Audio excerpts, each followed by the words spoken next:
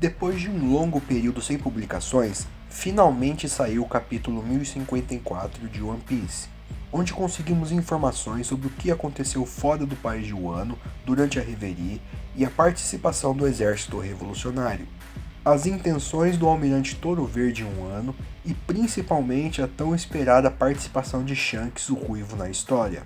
Quer saber mais sobre o capítulo 1054? Então clica no like, se inscreve no canal e vamos pro vídeo. O capítulo começa na capital das flores, quando os bainhas vermelhas percebem que alguém está se aproximando da cidade. Então eles vão cuidar do misterioso invasor, que é ninguém mais ninguém menos que Ryokugyo, o Touro Verde. O almirante caminha em direção à capital das flores. Durante o percurso ele reflete sobre a habilidade de influenciar pessoas. A primeira vez que vimos algo relacionado sobre isso foi com Mihawk, dizendo que esse é o maior poder dos mares, a habilidade de trazer as pessoas para o seu lado. Tudo leva a crer que o almirante está se referindo a Luffy, mas durante as aparições de Ryokugyo, podemos perceber uma certa admiração que ele tem pelo almirante de frota Akainu. E eu me pergunto se Akainu é o responsável por influenciar de algum modo o Touro Verde.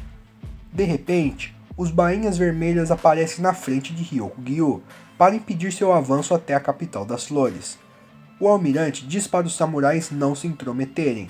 Raizou percebe que Ryokugyo é da marinha e Denjiro diz que ele é um dos inimigos de Luffy. O almirante começa a manifestar o seu poder e apresenta sua visão de valores um tanto distorcida, onde os Tenryubitos são os deuses do mundo e que os países não afiliados ao governo mundial não têm direitos.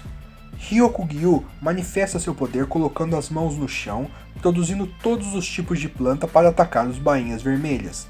A Akuma no Mi do almirante é a Mori Mori no Mi, que o transformou em um homem floresta. Seu principal poder é permitir ao usuário a capacidade de gerar diversas plantas a partir de seu corpo e controlá-las livremente. As plantas que ele cria podem crescer rapidamente e se movimentar de forma livre, aparentemente não sendo limitadas pela rigidez que algumas plantas, como as árvores, normalmente possuem. Ryokugyo se denomina como sendo a encarnação da natureza. Então ele inicia um discurso típico dos dragões celestiais, dizendo que o preconceito dá estabilidade ao mundo. Essa frase mostra muito sobre os valores do almirante, e eu preciso admitir que quando esse personagem foi introduzido na história, eu não imaginava que ele teria um perfil tão fascista. Essa atitude apenas reforça a necessidade do rompimento do sistema criado pelo governo mundial, onde exploração e discriminação são fundamentais para se manter a estabilidade do mundo. Ryokugyo se transforma em um tipo de árvore gigante atacando os bainhas vermelhas, com galhos e raízes de todos os tamanhos. O almirante continua o discurso dizendo que inúmeras pessoas poderiam morrer em um ano, que nenhuma lei seria violada, e que se fosse necessário, ele mataria milhares de pessoas para capturar Luffy. Yamato aparece e desfere um poderoso golpe em Ryokugyo com seu Kanabo. O almirante cai e fica impressionado com o haki utilizado no golpe. Yamato diz que o Wano já havia sofrido por 20 anos com a tirania de Kaido, e agora que o país está livre, ela não deixará ninguém destruir essa liberdade. Ryokugyo desconhece quem o atacou, então Yamato se apresenta como filho de Kaido. O almirante fica surpreso ao saber sobre o filho do ex-Yonkou. Momonosuke chega ao campo de batalha em forma de dragão e apoia a atitude de Yamato. Em seguida, o novo Shogun de Wano dispara uma rajada de fogo no almirante, que se surpreende ao ver um dragão cor-de-rosa.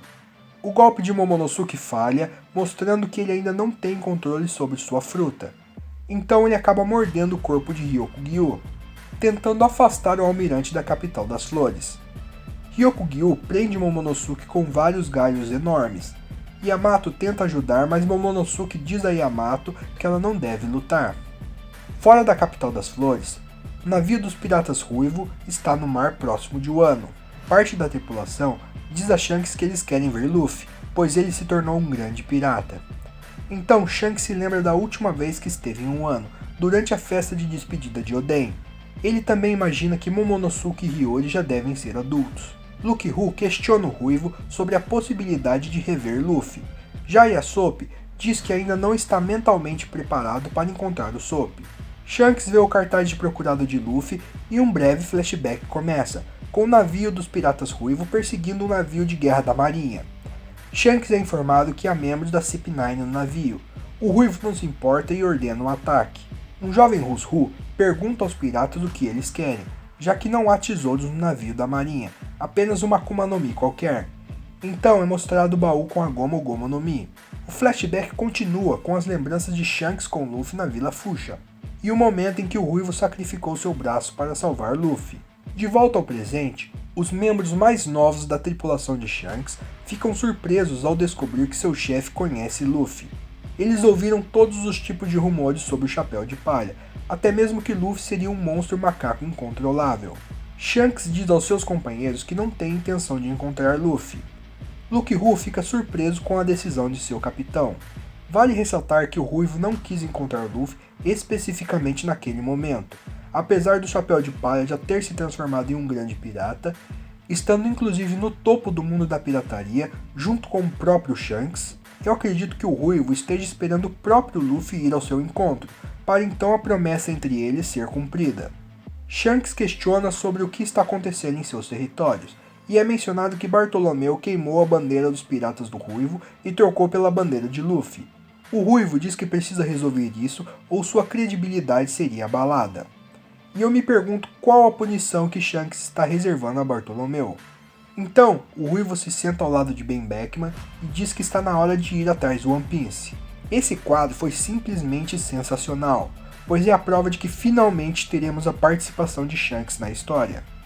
Na sede da Marinha, no Novo Mundo, ocorre uma reunião entre Akainu, Kizaru e um marinheiro conhecido como Kuroma, o Cavalo Negro, chefe do Serviço de Investigação Criminal da Marinha, que diz a Akainu que eles não podem permitir que o exército revolucionário continue agindo livremente.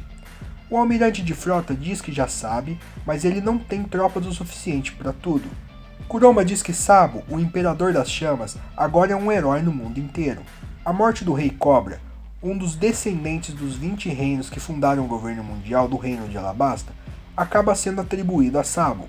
Kuroma diz que antes desse assassinato, na área residencial dos Tenryubitos, na Terra dos Deuses, o emblema dos nobres mundiais foi destruído, o que significa uma declaração de guerra por parte dos revolucionários. Nessa reta final de One Piece, serão abordadas diversas questões políticas. Entre elas, podemos destacar nesse momento algumas formas de manutenção do poder. O Rei Cobra foi assassinado por questões políticas, que foram atribuídas ao exército revolucionário, mais especificamente ao Sabo, para encobrir as reais intenções do governo mundial. Kuroma complementa, dizendo que os soldados da marinha, liderados pelos almirantes Ryokugyu e Fujitora, atenderam ao chamado dos nobres, mas no final, os revolucionários conseguiram libertar Bartolomeu Kuma, um ex-membro do exército revolucionário que era escravo dos Tenryubitos. Kuroma disse ainda que todos escaparam, provavelmente porque os almirantes não conseguiram lutar com todas as forças na Terra dos Deuses. Akainu diz a Kuroma que ele não precisa inventar desculpas em nome dos almirantes, e pergunta sobre o desaparecimento da princesa Vivi, que aconteceu ao mesmo tempo que o assassinato do Rei Cobra. Kuroma diz que eles estão investigando o desaparecimento e a possível conexão entre esses incidentes. Akainu diz que o reino de Alabasta provavelmente esteja lançado ao caos. E ao que parece, Oda finalmente vai acabar com o suspense, inserindo o misterioso exército revolucionário na história. O almirante Kizaru pergunta se a tentativa de assassinato contra San Carlos já pode ser encerrada. Kuroma responde que San Josgar ajudou o suspeito a escapar, e que houve um julgamento na Terra dos Deuses, no qual os Cavaleiros de Deus acabaram intervindo, o que tornou as coisas mais complicadas. Kuroma continua informando que há rumores dizendo que Sabo é quem pode estar manipulando todos esses incidentes, e que a Revolução das 8 Nações aconteceu enquanto os líderes mundiais estavam ausentes. O marinheiro se preocupa dizendo que estão começando a tratar Sabo como um deus, e que a popularidade dele ultrapassou até mesmo a influência do comandante supremo do exército revolucionário, Dragon o Rebelde. Kizaru lembra que nesse exato momento, seu irmãozinho Luffy do Chapéu de Palha se tornou um dos Yonkous. Akainu diz que ele se tornou almirante de frota em um péssimo momento, mas o que quer que viesse não seria importante. Ele acabaria com todos, sejam piratas ou revolucionários. E então chegamos ao fim do capítulo 1054. E esse foi o vídeo de hoje. Se você gostou, já deixa um like, se inscreve no canal. Aproveita para deixar nos comentários a sua opinião sobre o capítulo 1054. O que você achou da participação do Ruivo nesse capítulo? Você acha que Ryokugyu é capaz de capturar Luffy sem a ajuda da marinha? E o Sabo? Será que foi ele o responsável pela morte do Rei Cobra? Isso é tudo por hoje e até o próximo vídeo.